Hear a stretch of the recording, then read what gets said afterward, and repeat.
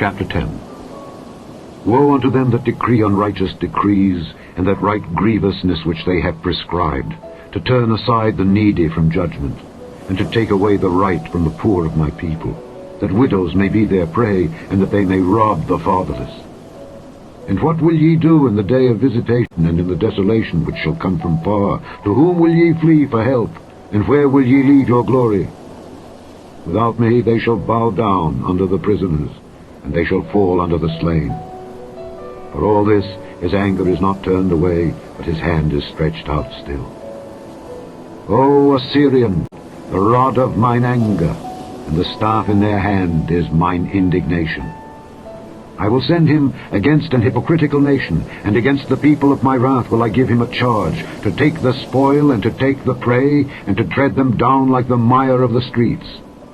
Howbeit, he meaneth not so, neither doth his heart think so, but it is in his heart to destroy and cut off nations not a few. For he saith, Are not my princes altogether kings? Is not Calno as Carchemish? Is not Hamath as Arpad? Is not Samaria as Damascus?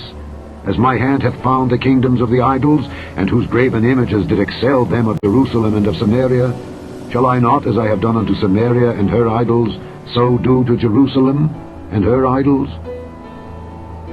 Wherefore it shall come to pass, that when the Lord hath performed his whole work upon Mount Zion and on Jerusalem, I will punish the fruit of the stout heart of the king of Assyria, and the glory of his high looks.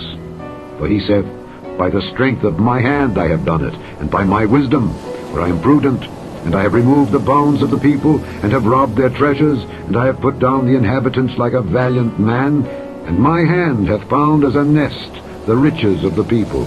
And as one gathereth eggs that are left, I gathered all the earth, and there was none that moved the wing, or opened the mouth, or peeped.